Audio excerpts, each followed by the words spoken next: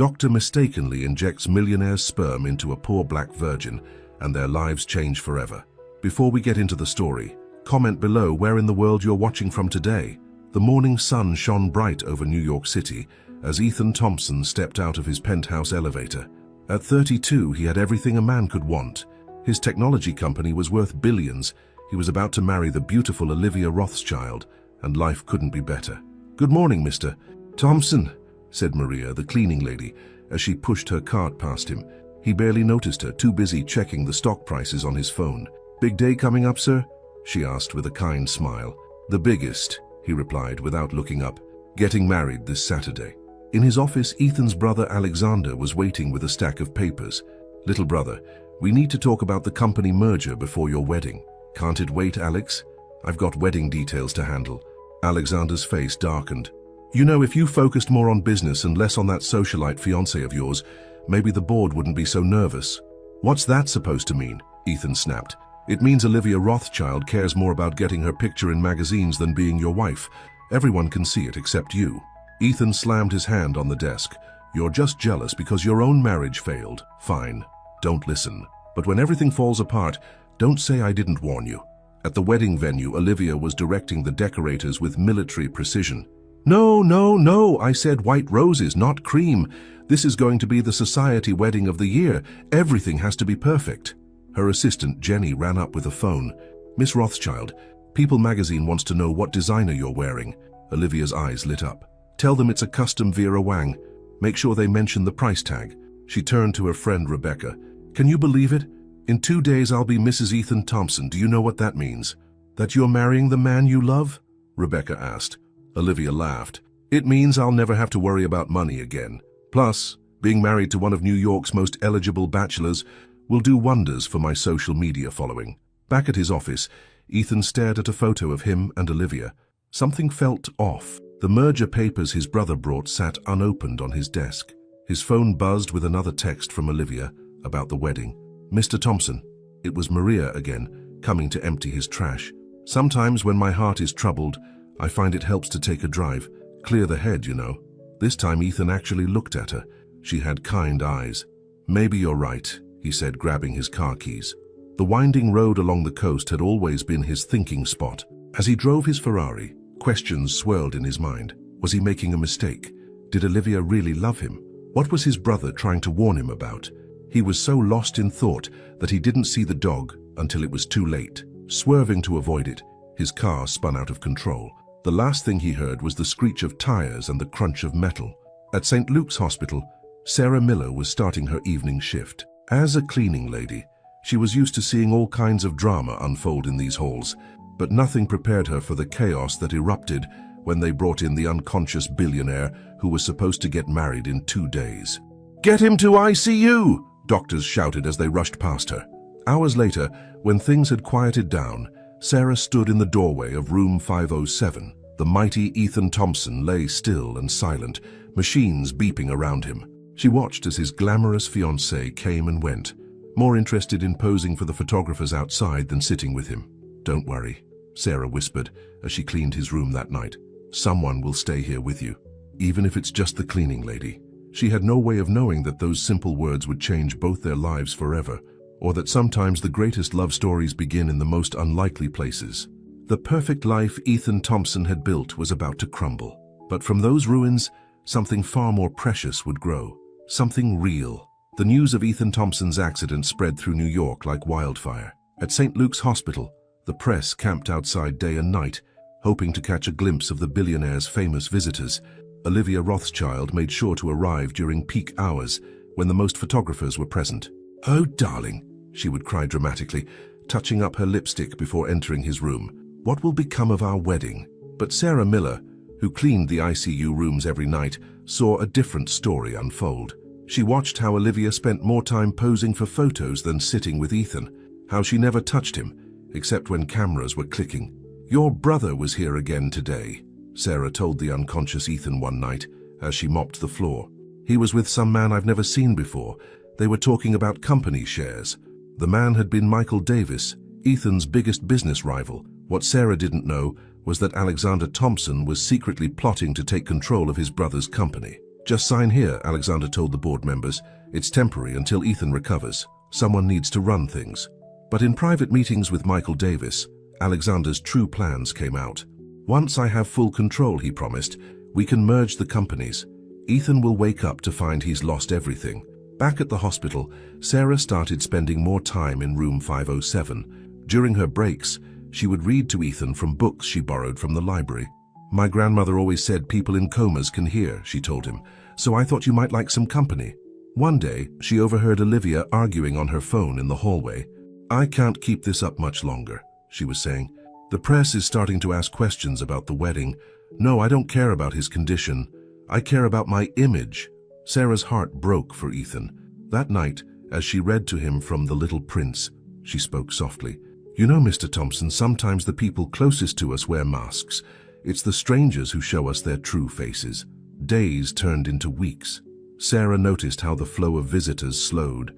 Even Olivia's camera-ready appearances became less frequent. I have a charity gala, she would explain to the nurses. I'm sure Ethan would want me to maintain our social obligations. But Sarah remained constant. Every night she would clean his room and talk to him. She told him about her life, how she was putting herself through nursing school, how she took this job to help pay for her mother's medical bills. I know you probably can't hear me, she said one night, but everyone needs someone to talk to, even if they're sleeping. What she didn't notice was how Ethan's finger would sometimes twitch when she spoke, how his heart rate would steady when she read to him. Meanwhile, Alexander's plan was working perfectly. He had already transferred majority control of several key subsidiaries to his name. The merger with Michael Davis's company was nearly complete. Soon, he told Davis over expensive whiskey, my little brother's empire will be ours to split. But he didn't count on Carmen, an old secretary who had worked for the Thompson family for 20 years. She had seen the suspicious paperwork and started making copies. Something's not right, she told Sarah one day visiting Ethan. The company's being stripped apart, piece by piece. Sarah felt helpless. What can I do? I'm just a cleaning lady. Sometimes, Carmen said wisely, being invisible means you see everything. That night, Sarah made a decision. As she cleaned Ethan's room, she began telling him everything. About his brother's visits, about Olivia's true nature, about Carmen's suspicions. I know it's not my place, she said, holding his hand, but you need to know the truth. You need to wake up before it's too late. And then something happened that changed everything. As she turned to leave, she felt it, the slightest squeeze of her hand. Sarah froze. Mr. Thompson. His eyelids fluttered. She ran to get the nurse, her heart pounding. As the medical team rushed in, she stood in the doorway, watching as Ethan Thompson began his journey back to consciousness. But the world he would wake up to was very different from the one he left behind. And the woman who would help him piece it all back together wasn't his glamorous fiancée. It was the quiet cleaning lady who had kept him company through the darkness. The masks were about to come off, and nothing would ever be the same. The doctors called it a miracle. After 2 months in a coma, Ethan Thompson opened his eyes to a world he barely recognized. The first face he saw wasn't Olivia's, but Sarah's, as she quietly cleaned his room during the night shift. Water, he whispered, his voice hoarse from disuse. Sarah jumped, startled to hear him speak. She quickly helped him sip water through a straw. I'll get the doctor, she said, turning to leave. Wait, Ethan called weakly. Your voice. I know your voice. Sarah froze. You could hear me. Pieces, stories, the little prince. His eyes struggled to focus on her face. You were here every night. Before Sarah could respond, the room filled with medical staff. She slipped out quietly, her heart racing. In the hallway, she pulled out her phone to call Carmen. He's awake, she said. We need to move fast. Within hours, the hospital was swarming with reporters. Alexander Thompson arrived first, his face a mask of brotherly concern. Thank God you're alive, and he said, gripping Ethan's hand too tightly. Don't worry about anything. I've been taking care of business. Olivia burst in next, perfectly made up despite the early hour. Darling, she cried, camera flashes following her through the door. I've been absolutely lost without you. But Ethan's eyes kept drifting to the doorway, searching for the cleaning lady with the familiar voice. Where's Sarah? He asked during a quiet moment. Who? Olivia frowned. The cleaning lady. She was here every night. Olivia laughed. Darling, you must be confused. Why would a cleaning lady matter? But Ethan wasn't confused. During his coma, Sarah's voice had been his anchor. He remembered her words, her stories, her warnings about his brother and Olivia. That night, after visitors had gone, Sarah returned to clean his room. "They're saying you'll make a full recovery," she said, keeping her distance. "Tell me everything," Ethan said. "Everything you saw while I was asleep." So Sarah told him about Alexander's secret meetings with Michael Davis, about Olivia's phone calls and camera-ready visits, about Carmen's discovery of suspicious documents. "Your brother has been transferring company assets," she explained. "Carmen's been gathering proof." Ethan's face hardened. "And Olivia? Sarah hesitated. "She was more interested in photo opportunities than visiting you." "I'm sorry." Ethan closed his eyes, pain crossing his face. "Don't be sorry. While everyone else was wearing masks, you were the only one telling me the truth." The next day, Ethan asked to see his lawyer. Though still weak, his mind was sharp. "I want a complete audit of all company transactions made during my coma," he ordered, "and get me every paper Alexander had signed." When Alexander visited later, Ethan pretended to be groggy and confused. "The doctors say memory loss is normal after a coma," he said innocently, watching his brother's relief. "Don't worry about anything," Alexander assured him. "Everything's under control." But that night, Ethan had Sarah smuggle Carmen into his room with copies of all the documents she'd gathered. "They thought nobody was watching," Carmen said, spreading papers across his bed. "But I've worked for your father's company for 20 years. I know every trick." The evidence was damning. Alexander had systematically transferred control of key subsidiaries, preparing for a merger that would have left Ethan with nothing. "Your brother's meeting Davis tomorrow night at the Morgan Hotel," Sarah added. "Carmen overheard them planning to finalize the deal." Ethan reached for Sarah's hand. "Why are you helping me?" "Because," she said simply, "during those 2 months, I got to know the real you, not the billionaire, not the CEO, just you." Their eyes met, and something electric passed between them. But before either could speak, Olivia burst into the room. "What is this?" she demanded, staring at their joined hands. "Why are you holding hands with the cleaning lady?" Sarah quickly stepped back, but Ethan held firm. "She's the one who exposed your lies, Olivia. All those times you came here for photos while plotting with my brother." Olivia's perfectly made-up face crumpled. "You don't understand. Alexander promised me a share of everything once he took control. We were going to be together." The truth hit Ethan like a physical blow. His fiancée and his brother, the two people he had trusted most. "Get out," he said quietly. "Get out before I call security." After Olivia fled in tears, Sarah started to leave too. "I should go." "Stay," Ethan said. "Please, I need someone I can trust." As Sarah sat down beside his bed, neither of them knew they were about to embark on the fight of their lives. Alexander wouldn't give up easily, and somewhere in the city, Michael Davis was preparing to steal everything Ethan had built. But for the first time since waking up, Ethan felt strong, because now he knew who his real allies were. And sometimes, the most powerful weapon isn't money or influence, it's having someone who believes in the truth. The Morgan Hotel's expensive restaurant buzzed with quiet conversation as Alexander Thompson and Michael Davis sat in a private booth, champagne glasses raised in celebration. "By this time tomorrow," Alexander smirked, "Thompson Technologies will be ours. My little brother won't know what hit him." But at that exact moment, Ethan Thompson was far from helpless. In his hospital room, he had assembled an unlikely team. Carmen with her stack of evidence, Sarah with her detailed observations, and James Morton, his most trusted lawyer. "Your brother got sloppy," James said, reviewing the documents.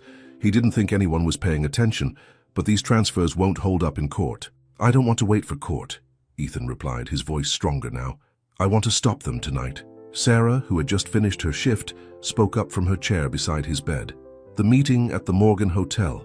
If we catch them in the act?" "Exactly." Ethan tried to sit up straighter, wincing. "But I'm still too weak to go myself."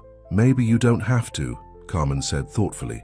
"Sometimes the best moves are the ones nobody sees coming." An hour later, Sarah walked into the Morgan Hotel wearing a borrowed waitress uniform. Carmen had called in a favor with her cousin who worked there. In her apron pocket, Sarah carried a tiny recorder. "Remember," Ethan had told her, squeezing her hand, "you don't have to do this." "I want to," she had replied. "They need to pay for what they did to you." Now, as she approached Alexander's table with a fresh bottle of champagne, her heart pounded. She could hear them clearly as she pretended to struggle with the cork. "Once these papers are signed," Davis was saying, "we'll have controlling interest. Ethan will be nothing but a figurehead. Poor little brother." Alexander laughed, still lying in that hospital bed, trusting his big brother to take care of everything. Sarah's hands shook with anger as she finally popped the cork. As she poured, she deliberately spilled some on Alexander's sleeve. "You idiot," he snapped. "This suit costs more than you make in a year." "I'm so sorry, sir," Sarah apologized, dabbing at his jacket while making sure the recorder caught every word. "Let me get you something to clean that." Back in the hospital, Ethan was on the phone with the board members. One by one, he called each of them, planting seeds of doubt about Alexander's actions. "Check the transfer records," he told them. "Ask questions. Look closely at where the money's really going." Olivia chose that moment to slink into his room. She had traded her usual designer dress for a simple black outfit, her face free of makeup. "I can explain everything," she began. "Can you?" Ethan's voice was ice cold. "Can you explain why my fiancé was plotting with my brother to steal my company?" "I never meant to fall in love with him," Olivia whispered. "It just happened. And then he promised me everything. The money, the status, the power. Get out!" Ethan's words cut like a knife. "You and my brother deserve each other." As Olivia fled crying, Sarah returned with the recording. Her hands trembled as she played it back. Alexander and Davis's voices filled the room, laying out their entire scheme. "Send copies to every board member," Ethan ordered James. "I want them to hear exactly what kind of man they've been trusting." But Alexander had one last card to play. Storming into Ethan's hospital room the next morning, he waved a stack of papers. "Sign these," he demanded. "Sign over your voting rights, or I'll make sure everyone knows about your little romance with the cleaning lady." Sarah, who had been changing Ethan's water pitcher, froze. "You'd really stoop that low?" Ethan asked quietly. "The press would love it," Alexander sneered. "Billionaire loses his mind after coma, falls for lowly cleaning woman. Your reputation would be ruined." Ethan looked at Sarah, then back at his brother. "You know what, Alexander? Go ahead. Tell everyone. Because I'd rather lose my reputation than lose my soul like you have." Alexander's face turned purple with rage. He grabbed Sarah's arm roughly. "This is your fault, you gold-digging little—" But he never finished the sentence, because Ethan Thompson, still weak from his coma, somehow found the strength to get out of bed and punch his brother square in the jaw. As Alexander sprawled on the floor, security guards rushed in. Behind them came James Morton, holding the recorded evidence from the hotel. "Mr. Thompson," one of the guards said to Alexander, "you'll have to come with us. The board would like to speak with you immediately." As they led Alexander away, Sarah helped Ethan back to bed. His hands were shaking from the effort, but his eyes were clear. "I meant what I said," he told her softly. "I don't care what anyone thinks.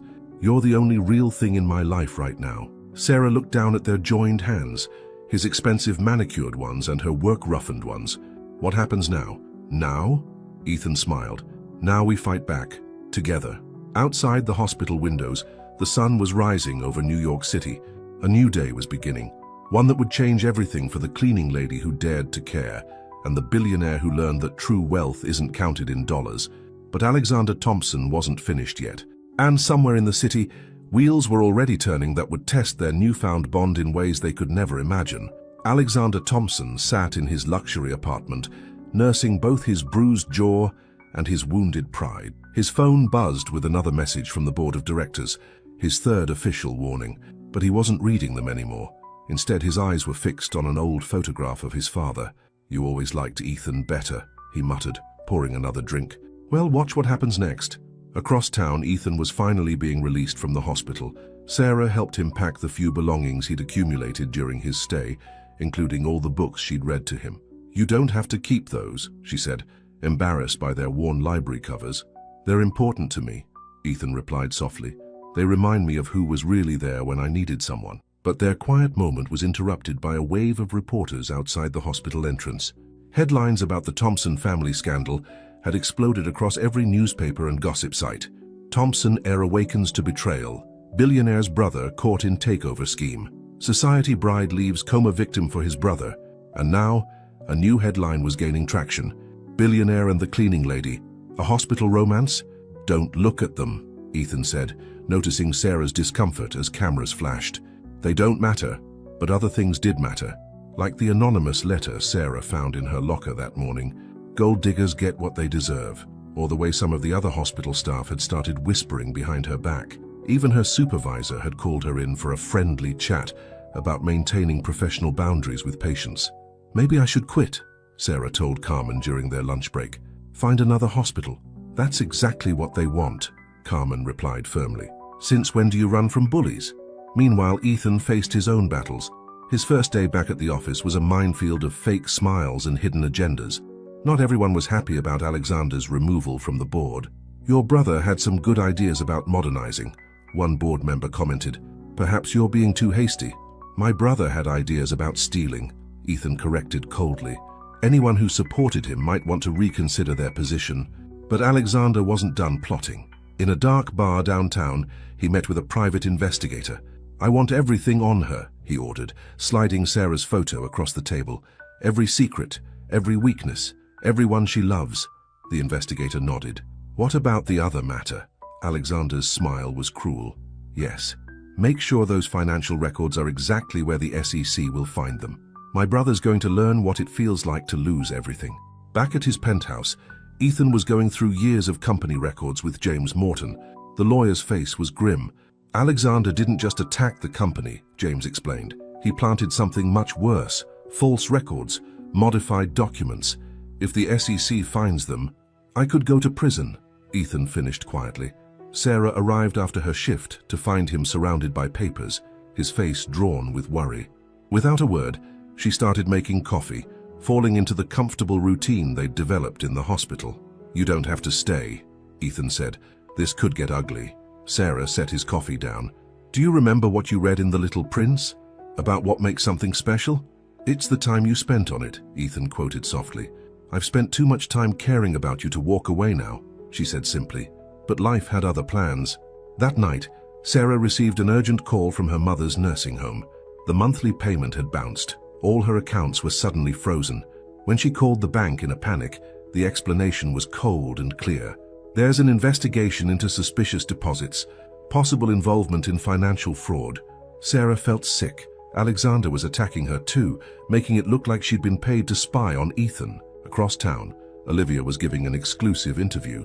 I tried to warn everyone about that cleaning woman, she said, dabbing her eyes, the way she manipulated poor Ethan while he was vulnerable. And in his office, Alexander raised a toast to his computer screen, watching as his plans unfolded. He'd learned from his mistakes. This time, he would destroy his brother not by attacking his money, but by attacking his heart. But he didn't count on one thing. The security camera footage Carmen had secretly recorded of him planting the false documents, or the fact that Sarah, despite her frozen accounts and ruined reputation, wasn't going anywhere. That night, as rain pounded against the penthouse windows, Sarah and Ethan sat together on his couch, both battle-worn but undefeated. We could run, Sarah suggested, half joking. Move to a small town, change our names. Ethan took her hand. I've spent my whole life running from real feelings, hiding behind money and status, not anymore. So what do? We fight. But first, he pulled her closer. There's something I've wanted to do since I first opened my eyes and saw you in that hospital room. As their lips met for the first time, neither of them saw Carmen's urgent text messages or the breaking news alert about a shocking discovery in the Thompson Company archives. The storm was far from over, but at least now they had something worth fighting for. Carmen's urgent text messages finally got through at midnight. Turn on the news now. Ethan and Sarah broke from their kiss to find every channel running the same shocking story. Old photographs filled the screen, pictures of Ethan and Alexander's father with another family. Sources confirmed that the late Richard Thompson had a secret second family, the reporter announced, including another son who may have legal claim to the Thompson fortune. Ethan sat frozen, his world tilting for the second time in as many months. That's impossible, but the evidence was right there on the screen. Documents, photos, and a man who looked startlingly like his father, Marcus Rivera, age 40, a construction worker from Queens. Did you know? Ethan asked Carmen when she arrived at the penthouse, still in her pajamas. I found the files tonight, she explained, hidden in your father's old office, but Alexander got to the press first. Sarah watched the pain cross Ethan's face. Why would your brother expose this now? Because, Ethan said grimly, if this Marcus person has a legitimate claim, it could freeze all company assets during a legal battle. Everything would grind to a halt, including the investigation into Alexander's false documents, James Morton added, arriving with a stack of legal papers. He's buying time. But Alexander had underestimated his brother again. Instead of hiding from the scandal, Ethan did something unexpected. He went to Queens. "You don't have to come," he told Sarah as they drove through the pre-dawn streets. "I know," she replied simply. "I want to." They found Marcus Rivera's apartment building just as he was leaving for work. The resemblance to Richard Thompson was striking. "I wondered when one of you would show up," Marcus said, unsurprised, "though I figured it'd be the brother who's been calling me all week." "Alexander contacted you?" Ethan asked. "Offered me $5 million to claim my rightful inheritance publicly," Marcus snorted. "Didn't mention he was really using me to mess with you." Inside Marcus's modest apartment, over coffee in chipped mugs, the truth came out. Yes, Richard Thompson had another family. Yes, Marcus was his son. But "I've known since I was 18, Marcus explained. "Your father came clean, set up a trust fund for me. I never wanted his money or his name. I had my own life, my own family." "Then why come forward now?" "Because your brother found my daughter." Marcus's face hardened. "She's sick, needs expensive treatments. Alexander promised to ruin her chances of getting care if I didn't play along." Sarah, who had been quiet, suddenly spoke up. "Like he froze my bank accounts and threatened my mother's nursing home care." Understanding dawned on Ethan's face. He's using the people we love against us. But Alexander's plan was about to backfire spectacularly, because now Ethan had proof of blackmail to add to Carmen's security footage. Back at the penthouse, an emergency board meeting was called. This time every member attended, including some faces Ethan hadn't seen in years. "Before we begin," Ethan announced, "I'd like you to meet someone." Marcus Rivera walked in, followed by Sarah and Carmen. On the screen behind them played Alexander's blackmail attempts, caught on Carmen's careful recordings. "My brother thinks family is a weakness," Ethan continued, "something to exploit. But real family, blood or chosen, is our greatest strength." One by one, the truth came out. Alexander's schemes, the falsified SEC documents, the attacks on Sarah and Marcus's families. "I move for an immediate vote," the senior board member declared, "to remove Alexander Thompson from all company positions and freeze his assets pending criminal investigation." The vote was unanimous, but in his apartment across town, Alexander watched the news coverage with a strange smile. He pulled out his phone and dialed. "It's time," he said to the person on the other end. "Release everything we have on the cleaning lady and make that call to the nursing home." Sarah's phone rang minutes later. Her mother had fallen, the nurse said. It was serious. As she and Ethan rushed to the hospital, neither noticed the man following their car, or the fact that every traffic light they hit turned red, delaying them just long enough. Because while they were racing across town, something was happening at Thompson Technologies, something that would make the secret family scandal look like small news. And in a private airport hangar, Michael Davis boarded his private jet, carrying a USB drive with enough data to destroy not just the company, but everyone Ethan loved. The real war was just beginning, and this time the casualties wouldn't be measured in dollars and cents, but in the lives of innocent people caught in the crossfire. As Sarah held Ethan's hand during the drive, she remembered something her mother once told her. "Love is like a lighthouse in a storm. The bigger the waves, the brighter it shines." They were about to find out just how bright their light could be, and whether it would be enough to guide them through the darkness ahead. The emergency room at Queens General Hospital was chaos when Sarah and Ethan arrived. They found Sarah's mother, Rose Miller, already in surgery for a broken hip. "She was fine this morning," Sarah insisted to the nurse. "How could she fall?" But deep down she knew. This had Alexander written all over it. Ethan's phone buzzed constantly, urgent messages from the office he was ignoring to stay with Sarah. Finally, James Morton's call couldn't be put off any longer. "The entire system is down," James reported. "Every computer in the building went dark 10 minutes ago, and there's more." Sarah watched Ethan's face grow pale as he listened. When he hung up, his hands were shaking. "Alexander didn't just attack the company computers," he explained. "He found something in my father's old files. Something that could destroy everything. What could be worse than a secret family? A secret deal." Ethan ran his hands through his hair. 20 years ago, my father supposedly stole the core technology that built Thompson Technologies. If that proof gets out, all those jobs," Sarah whispered, "all those people depending on the company." The nurse interrupted with news about Rose. The surgery was successful, but something was wrong with her medical records. Her insurance was suddenly showing as expired. "That's impossible," Sarah protested. "I just paid..." But she hadn't. She couldn't. Not with her accounts frozen. "I'll handle it," Ethan said immediately, pulling out his wallet. "No," Sarah stopped him. "Alexander's trying to make me look like I'm using you for money. I won't give him that satisfaction." "Then what do we do?" A new voice answered from the doorway. "We fight back, together." It was Marcus Rivera, still in his construction uniform. Behind him stood Carmen, carrying a stack of folders. "Those files Alexander found," Carmen said. "There's something he missed." Meanwhile, across town, Alexander Thompson was celebrating his victory with Michael Davis in a private club. "A toast," Davis raised his glass, "to the fall of the mighty Ethan Thompson." But Alexander's smile faded when his phone buzzed with a message, a video link. When he clicked it, his blood ran cold.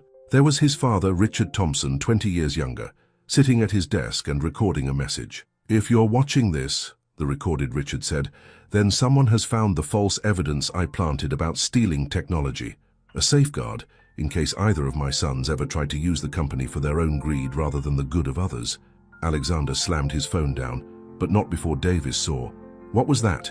"Nothing," Alexander snapped, but his hands shook as he texted his contact at the nursing home. "Is it done?" The reply was not what he expected. "Police here asking questions about suspicious activity." Because while Alexander had been focused on Sarah's mother, he'd forgotten about the network of people Sarah had helped during her years at the hospital, like Officer Mike Chen, whose mother she'd cared for in the ICU. Officer Chen, who now had a very interesting security tape showing a man tampering with Rose Miller's walker just before her fall. Back at Queen's General, Sarah's phone lit up with messages of support.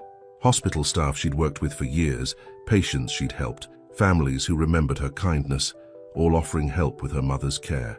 "I don't understand," she told Ethan, "after everything Alexander did to ruin my reputation." "He doesn't understand that real power isn't about money or control," Ethan replied. "It's about the lives you touch." Carmen burst in with breaking news on her tablet. The stolen technology story was being ripped apart by tech journalists who'd found Richard Thompson's old patents. The truth was coming out, but Alexander had one last card to play. In his private safe, he had something even his father hadn't known about. Something that would force Ethan to choose between saving the company and saving Sarah. At Thompson Technologies, the computers suddenly came back online, but instead of the usual screens, every monitor showed the same image, young Sarah Miller in a police station being fingerprinted. 10 years ago, Alexander's voice came through the speakers. "Our little cleaning lady was arrested.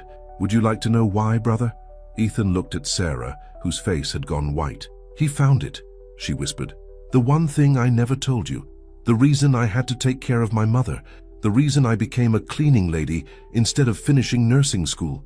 Outside the hospital room, thunder cracked across the sky. A storm was breaking over New York City, but the real tempest was just beginning, because Sarah's secret wasn't what Alexander thought it was. And when the truth came out, it wouldn't just change her relationship with Ethan, it would shake the very foundation of the Thompson family itself. As rain lashed against the windows, Sarah took a deep breath. It was time to tell the story she'd kept hidden for 10 years, a story that began with another hospital, another wealthy family, and a choice that had haunted her ever since. "Your father," she said quietly to Ethan. "I met him once. The night everything changed." Lightning flashed, illuminating tears in her eyes. The past was about to collide with the present, and nothing would ever be the same. Sarah's hands trembled as she pulled an old locket from beneath her uniform. Inside was a faded photograph of a younger Richard Thompson standing next to a nurse, Sarah's mother, Rose, 20 years ago. "My mother was a nurse at Mount Sinai," Sarah began. "Your father was her patient after his first heart attack, the one nobody knew about." Ethan sat down heavily. "Father never had a heart attack. He kept it secret, said it would hurt the company if people thought he was weak." Sarah's voice was barely a whisper. "He was there for 2 weeks. My mother took care of him. They became close." Understanding dawned on Marcus Rivera's face. "Like my mother." "No," Sarah shook her head. "Nothing happened, but he saw how hard my mother worked, how she was struggling to pay for nursing school for me. He set up a private account to help us." Carmen pulled out an old file. "That's why I recognized your name. There were payments to a Rose Miller for years." "But the arrest," Ethan pressed gently. Alexander said, 10 years ago your father had another heart attack. A bad one. He managed to call my mother. She was the only one who knew about his condition." Sarah's eyes filled with tears. "She got him to the hospital in time, but the doctors said he needed emergency surgery. They needed next of kin to sign the papers. But Alexander and I were out of the country, Ethan remembered. A business trip to Tokyo. Mother forged Alexander's signature on the consent forms. She knew every minute counted. Sarah's voice broke. She saved your father's life, but when Alexander found out, he had her arrested, Ethan finished, fury building in his voice. For forgery. Your father tried to stop it, but he was too weak after surgery. By the time he recovered, the damage was done. Mother lost her nursing license. I had to drop out of nursing school to support us. Sarah wiped her eyes.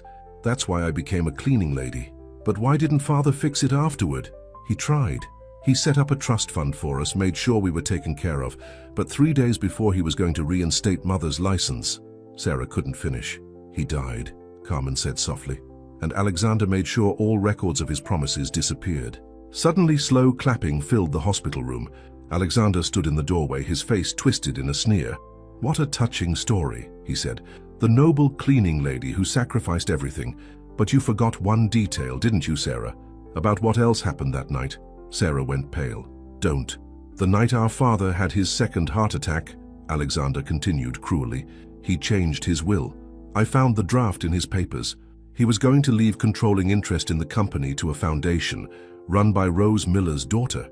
The room went silent. Ethan stared at Sarah in shock. That's why you got close to my brother, isn't it? Alexander pressed. Trying to claim what you think is yours? No. Sarah stood up, shaking. I never knew about the will. I took care of Ethan because he needed someone. Because I... She stopped, looking at Ethan's stunned face. Because you... what? Alexander mocked. Love him, please. You're just like everyone else, trying to get a piece of the Thompson fortune. That's enough. The new voice came from the doorway. Everyone turned to see an elderly man in an expensive suit. Judge William Harrison, head of the Thompson Company Board. I got your message, Carmen, he said, holding up a phone. And I think it's time everyone knew the truth about that night. Alexander's smirk faltered. What are you talking about? I was there, the judge said quietly. I was the one who drove Richard to the hospital when he called Rose. I was his best friend and I knew all his secrets. He turned to Ethan, including why he really wanted Sarah to run the foundation. From his briefcase, Judge Harrison pulled out a sealed envelope. Your father gave me this to be opened only if his children ever turned against each other. I'd say that time has come. With trembling hands, Ethan opened the letter and began to read his father's last words. My dear sons, if you're reading this, then my worst fear has come true. You've let greed and power turn you against each other. I tried to teach you that a company is more than profits. It's about the lives we touch. Sarah Miller understood that even as a young girl visiting her mother at the hospital. She showed me kindness without knowing who I was. That's why I wanted her to guide the company's future, not because of who she was, but because of who she is. Ethan looked up at Sarah, seeing her through new eyes. All those nights she spent reading to him in the hospital, caring for him without wanting anything in return. She was living his father's legacy without even knowing it. This is ridiculous, Alexander sputtered. You can't seriously believe, but he was interrupted by a commotion in the hallway. Police officers were leading away the man who had tampered with Rose's walker, and he was talking. Mr. Thompson paid me, he was saying. Him and Mr. Davis. They wanted to hurt the old lady to get to her daughter. Alexander backed away, but security guards blocked his exit. His phone buzzed. Michael Davis was being arrested at the airport. Everything was unraveling, but for Sarah and Ethan, things were finally becoming clear. I never wanted the company, Sarah said softly. I just wanted to help people, like my mother taught me, like your father believed I could. Ethan took her hand, understanding at last why he had felt so drawn to her from the beginning. In a world of masks and lies, she had been real, but Alexander wasn't finished, and what he would do next would make all his previous schemes look like child's play, because he hadn't just found Richard Thompson's old will, he'd found something else. Something that would force everyone to choose between justice and mercy, between love and duty, and this time there would be no going back. Alexander Thompson stood cornered in the hospital room, but the smile never left his face. With deliberate slowness, he pulled a USB drive from his pocket. You know what's on this? He asked, dangling it like bait. Every dirty deal father ever made, every bribe, every cover-up, every skeleton in the family closet, including some things about mother that would break poor Ethan's heart. Ethan stepped forward. You're lying. Am I? Alexander's eyes glittered. Did you ever wonder why mother really left? why she abandoned her precious sons. Father didn't just have affairs, little brother. He had a whole secret life, and Mother discovered something so terrible about his business dealings that she couldn't live with herself. Sarah felt Ethan's hand tighten in hers. She knew how much he had idolized his mother, who had disappeared when he was 12. "Here's my offer," Alexander continued. "Let me walk away, with a generous settlement, of course, and all these secrets stay buried. Try to prosecute me, and I release everything. The Thompson name will be ruined forever." Judge Harrison stepped forward. "You'd destroy your own family's legacy?" "Family?" Alexander laughed bitterly. "Look around this room. A cleaning lady, a secret half-brother, an old judge who helped Father hide his lies, some legacy." But he had miscalculated, because at that moment, Rose Miller opened her eyes in the hospital bed. "Sarah," she called weakly, "is that Richard's boy?" Everyone turned. Rose was looking straight at Alexander with a gentle smile. "I remember when you were small," she said softly. "You used to visit the hospital with your father. Such a sad little boy, always trying to get his attention." Alexander's composure cracked. "Shut up. You don't know anything about me." "You would draw pictures for the sick children," Rose continued. "Your father was so proud. He kept everyone." "He did not." Alexander's voice rose. "He never cared about anything I did." "Second drawer of his desk," Judge Harrison said quietly. "Behind the false back. Every drawing, every school report, every newspaper clipping about you. He called it his Alexander box." The USB drive trembled in Alexander's hand. "You're lying. He always loved Ethan best." "No," came a new voice. Carmen walked in holding an old leather journal. "Your father's private diary. Listen to this. Alexander tries so hard to prove himself, to be what he thinks I want. If only he could see that I'm proud of him just as he is." Tears filled Alexander's eyes. "Then why did he trust everyone else with his secrets? Why not me?" "Because you were too much like him," Rose said gently. "So afraid of showing weakness, of letting people in. He wanted better for you." Alexander's legs gave out. He sank into a chair, the USB drive falling from his limp fingers. Sarah picked it up, but instead of giving it to Ethan or the police, she held it out to Alexander. "Your father's secrets died with him," she said softly. "These are yours now. To keep or destroy, your choice." Alexander stared at her, then at his brother. "Why would you trust me with this?" "Because," Ethan said, "you're still my brother. And Father was right. There are more important things than money or power." Slowly, Alexander took the drive. With shaking hands, he snapped it in half. "I'm sorry," he whispered, "for everything." But the moment was interrupted by urgent shouts from the hallway. Michael Davis had escaped custody, and he had taken something from his office before the police arrived. Proof of an even bigger scandal, one that could destroy not just the Thompsons, but hundreds of innocent families. "He's heading to the press," an officer reported. "If those documents get out..." Ethan and Alexander looked at each other, years of rivalry falling away in the face of a common enemy. "The old tunnel entrance," Alexander said, "from when the building was a newspaper office. Davis doesn't know about it." Ethan nodded. "We can cut him off before he reaches the media center." "I'm coming too," Marcus stepped forward. "That's what family does." As the three brothers rushed out, Sarah felt a change in the air. The storm that had battered their lives was finally breaking, but in its wake, something new was growing, something stronger than secrets or lies or old wounds. Rose reached for her daughter's hand. "Your father would be proud," she said softly. "Richard always said love was the best investment." Sarah watched through the window as Ethan, Alexander, and Marcus drove away together. But will it be enough?